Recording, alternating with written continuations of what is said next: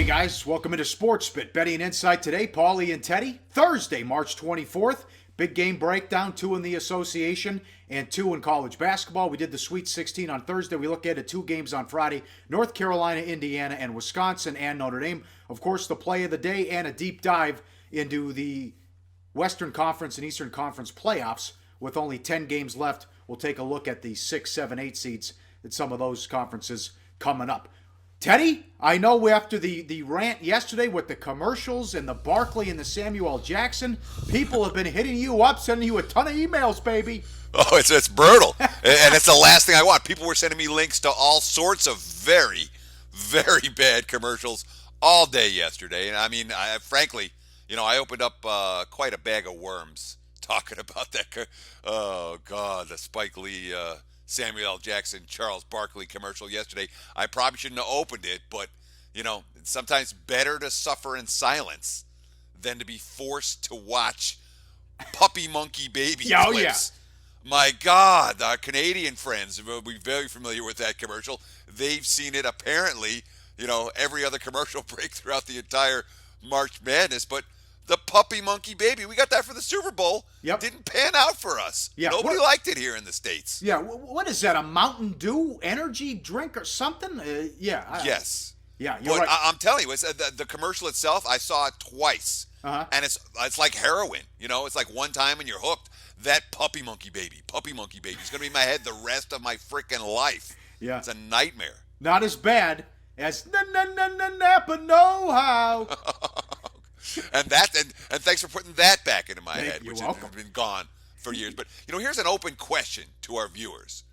How many of you instinctively hit the mute button when the commercials come on?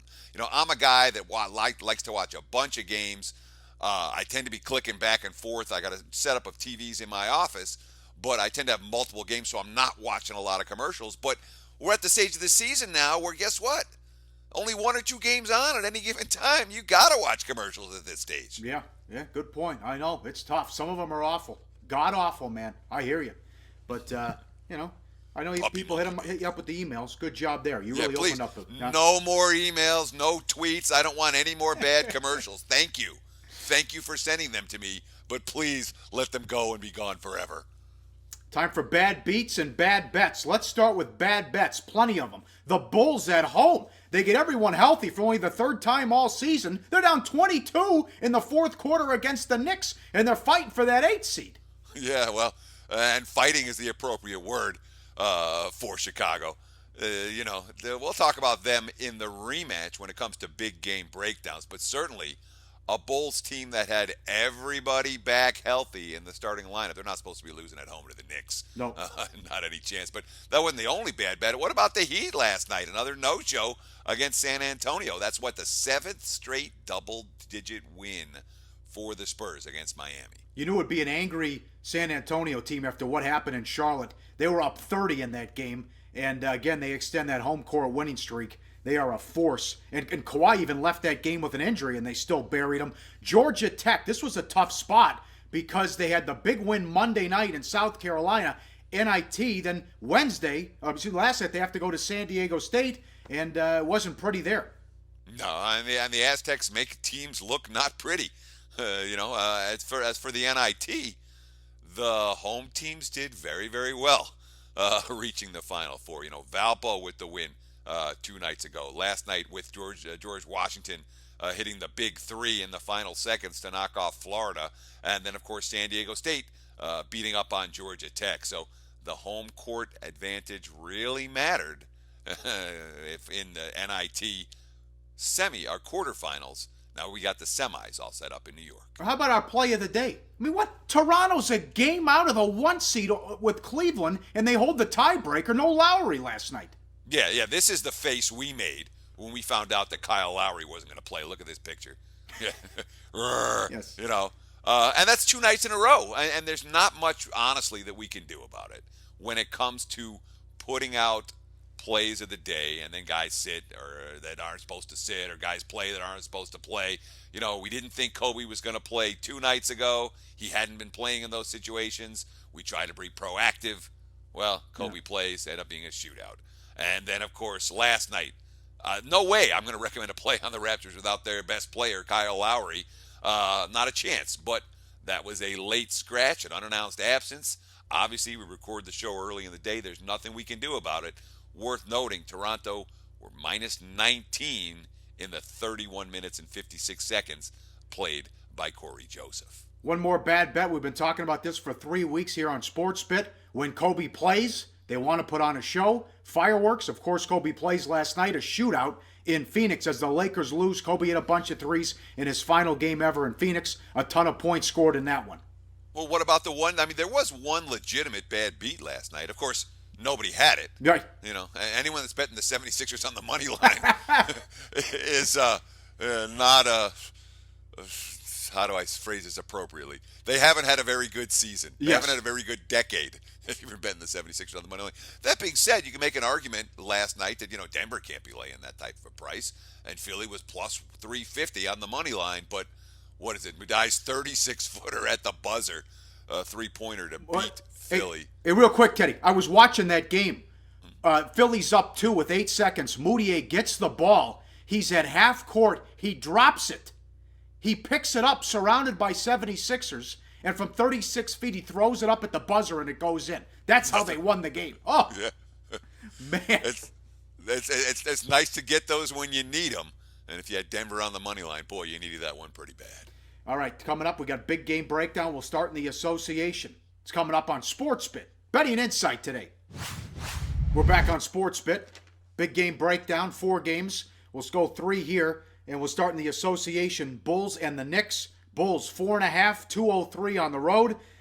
The Bulls were all excited. They get Rose, Butler, Gasol, Dunleavy, Gibson, Mirotic. Top 6 in the rotation, all healthy for only the 3rd time this season. So what happens? They're down 22 in the 4th quarter at home. Horrible on defense. The Knicks shot 51.7% for the game. Porzingis and Melo combined for 53, and that's including a career performance out of Mirotic, who hit 9 threes, Teddy, and they still got blown out. Yeah, I mean, blown out is the scary part. And let's not forget the Knicks also they whipped them on the boards. Plus 19 on rebounding advantage for New York. Look, the guard, Aaron Aflalo, had 8 rebounds off the bench. That was more than any Bulls starter had in that ball game. And now it's desperation time for Chicago, and this point spread is telling us that it's desperation time for Chicago because they fell behind Detroit for the number 8 seed in the Eastern Conference. You can't get a better game from Mirotic.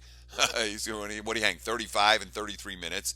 They had their team healthy and together, but this happens fairly consistently. Everyone comes back, everyone gets together, but it takes a game or 2 or 3 for the chemistry to come. Worth noting, Jimmy Butler only had 7 points over 35 minutes last night, but there was one good sign for Chicago in that ballgame, legitimately a good sign. 29 assists versus only 6 turnovers in a short turnaround revenge spot for the Bulls. That bodes well for their chances to get the win in the rematch. But, of course, you're not getting any bargain prices with Chicago right now. They're being priced like a fully healthy must-win team, as Road Chalk in Madison Square Garden today. Good point there. Number 2 in the NBA, the Jazz on the road to take on the Thunder. OKC 10, 198. Utah survives out of Houston. They are down 18 in the second half last night, and they win the game. They now take over the 8 seed. Houston falls back in the 9 seed. But, Teddy, could they be gassed here? It's the 4th road game in 6 nights.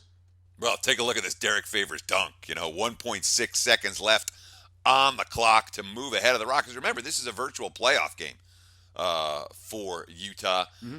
And, you get a quote from Quinn Snyder following the game. Here's a quote. Let me just read it for you. I think this whole process right now is good. Just being in an environment like this one, on the road, or being in the hunt competitively, puts your team in a situation that's new for us. And I think it's a good opportunity for us to get better. Note what Quinn Snyder is not saying here. He's not saying, we got to win at OKC tonight. We have to make this playoff spot or everything's ruined. He's saying, no, we're just getting some experience. We're getting a little bit better. The pressure is not on Utah, and it's certainly not on Utah in this game. 4th, as you mentioned, 4th road game in 6 nights. And Oklahoma City maybe tends to be a bad place to play when you're a little bit tired. But Talk about Russell Westbrook for the Thunder. Here's a guy who's in having, what do we call it, a historic month? Yeah. He's talking about reaching something that no one's done since Michael Jordan did it back in 1989. What's that, Paul? And that's saying something. 3 straight triple-doubles, 6 triple-doubles in the month of March. No one's done that. No one's had 7 since Jordan in 1989. And how about Billy Donovan? Kind of learning on the job as an NBA coach, a former point guard. Teddy, do you think he's really helping out Westbrook and what he can teach him? They consider that he played the position back in the day? Well, look, I mean, the more Russell Westbrook plays in Billy Donovan's point guard friendly system, the more he seems to love it. We talked about the back-to-back-to-back triple-doubles and 6 this month. Well, look at the numbers for the last 2 seasons. You got that chart there, Paul? No, go ahead. Take it away. All right, let me do it then.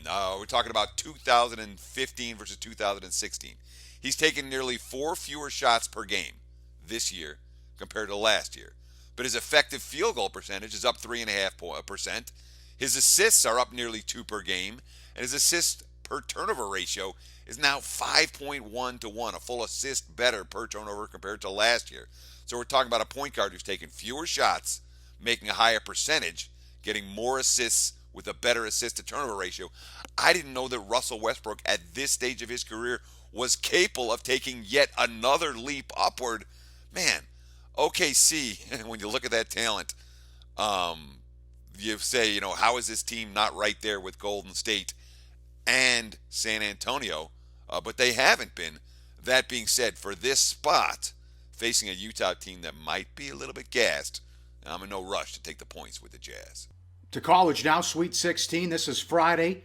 Indiana against North Carolina. UNC 5.5, 158.5 the total. When did Indiana start playing like a contender? It's when they became tough on defense. You look at this graphic, the defensive upgrades, defensive efficiency. 2015, they were 214th. This year, they're 54th. Blocks, they were 251 last year. This year, 121. Steals, 319 last year. This year, 56. And they're going to have to hit the boards, though, if they want to beat Carolina Friday, Teddy. Yeah, but I mean, when you look at Indiana and their success in this tournament so far, the key has been Thomas Bryant. Thomas Bryant, the freshman, got enough games under his belt to gain some confidence. And boy, if you watch the game against Kentucky, he was the best big man on the court, which is saying something. He's the rim protector that they didn't have last year, and that's allowed the perimeter guys to be much more aggressive. So, you talked about North Carolina on the boards. If you're going to beat them, you better hit the boards. Thomas Bryant's a guy who's capable of doing that. But talk about those North Carolina really strong offensive efficiency and rebounding numbers, Paul. Well, you got Bryce Johnson down low, who's a handful. They're going to have to deal with him, and I don't know if they can do it. Indiana does have one edge here, and that's the three-point shot.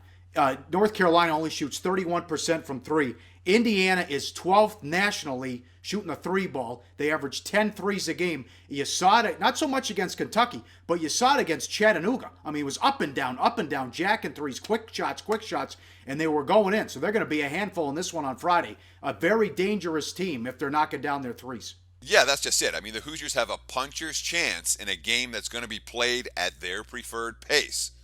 But let me go back to those offensive efficiency numbers, because North Carolina, number 5 in the nation in offensive efficiency, despite those three-point shooting woes. Remember, you talked about the 31%. They're number 308 in three-point shooting percentage. How does it happen to have a top 5 offensive efficiency with such poor three-point shooting? Real simple. They dominate the offensive glass. Number 4 in the nation in offensive rebounds. Better than 14 offensive boards per game. Bryce Johnson at 105 on the season. You have Johnson, you have Isaiah Hicks, you have Kennedy Meek. These are problems for Indiana. Bryant's going to have to avoid foul trouble if the Hoosiers are going to hang tough. Wisconsin and Notre Dame up next, and the deep dive plus the play of the day on SportsBit. Betting Insight today. Back on SportsBit, Betting Insight today, Pauly and Teddy. Reminder, next week we start our baseball previews as we ramp it up for the baseball season. So look for that next week. One more game, also Friday, Wisconsin and Notre Dame. Notre Dame won, 131.5. Sometimes the key to a game is a team getting out and creating their preferred tempo. Not in this one. Look at this graphic. Offensive pace and seconds per shot. Notre Dame, 20.5. That's 349th nationally. Wisconsin, 19.1. That's 333rd nationally. You don't have to wait for a timeout to take a bathroom break for this one. Wisconsin, everyone touches the ball. A ton of passing in their swing offense. 3 different players have more than 70 assists, Teddy. Yeah. But remember we talked about Notre Dame and when they were actually starting to push the tempo late in the season, and Coach Bray was like, they ran a whole practice where they used an 18-second shot clock, Sure. another one where they used a 20-second shot clock. I wouldn't be shocked to see Notre Dame try to push the pace a little bit at least against Wisconsin, because I'll tell you this, you don't want to get in a half-court slog with the Badgers. Few teams do it better than Wisconsin. But, when you look at the Fighting Irish, I mean, their key is the point guard, Demetrius Jackson. He beats teams off the dribble, breaks down the defense. So not only did he average 15.5 points per game, we're also talking about a guy that had 154 assists this season. All 5 Irish starters average in double figures, in large part because of Jackson's ability to get it to them. And, of course, this is a team that made the Elite Eight last year, Pauly. It's not like they're not experienced, but, of course, the Badgers have some pretty good experience in this regard as well. How much credit do we give Wisconsin for what's happened in these 2 wins? Is it the other team falling apart, or do we credit the Badgers? And it's an interesting question. It's a point of debate. Wisconsin, what happened against Pitt? Pitt screwed up in the last minute. Pitt had a chance to win the game. They screwed up. What happened against Xavier? Well, Xavier didn't exactly play a good last minute. They blew it. They didn't play a good last 3 or 4 minutes. I don't remember one good possession for Xavier down the stretch. So, we give Whiskey some credit, but you don't want to give him too much credit. That being said, we talk about Notre Dame. Notre Dame isn't a team that has been able to pound the glass on a consistent basis. Zach August, he's going to have his work cut out for him in this game. Because remember, against Michigan, the Wolverines' leading rebounder is a 6'1 guard. Stephen F. Austin's leading rebounders were a 6'4 guard and a 6'5 forward. Wisconsin's got Ethan Happ at 6'9. They got Vito Brown at 6'8. They got Nigel Hage at 6'8. All 3 guys averaging more than 5 boards per game. This one's going to be a classic. You can tell already. Triple overtime. How many OTs are we going to get in this one, Paul? Well, at least 4. No doubt. Exactly. One thing here, and we can look at this graphic. Both teams shoot the ball well from the perimeter, but they don't guard it well. 3-point defense. Notre Dame, 37.2. That's 302nd in the country. Wisconsin, 37.5. That's 313. That's something to watch. Maybe we get some points scored in this one. Well, yep. Go ahead. Yeah, well, I'm going to say that's just it, Paul, because people are, you say, these teams are playing at a really slow pace. You could take bathroom breaks in the middle of the game. Look at this low total. You have 2 teams that are spotty on 3-point defense, and one of them that has the potential, at least, in Notre Dame, to push the pace a little bit here. I'm in no rush to bet this one under the total. Yeah, okay. Quick deep dive, topic of the day. How about Eastern Conference and Western Conference in the association? Let's start in the West. Now, Portland has 35 losses. They're the 6th seed, followed by Dallas, Utah, and the Rockets. With that loss last night, the Rockets now fall to the 9th seed. But, I mean, the race is on to get the 6 because at least you have, it's not a good shot, but at least you have a chance against OKC. If you're the 7 or the 8, you get Golden State or the Spurs, and they haven't lost a home game the whole season. Yeah, I mean, I would rather have a lottery pick than the 8th seed in the West. I agree. But, for a young team like Utah, that extra playoff experience, it would really matter. For a team like the Rockets, that's probably going to get swept. Should they play Golden State? Not so much. So it depends on what team we're talking about that. But, yeah, I mean, the Warriors haven't lost a home game all year. Yeah. The Spurs haven't lost a home game all year. So it's hard to picture a 7 or an 8 seed going on the road and coming away with wins in those 2 venues.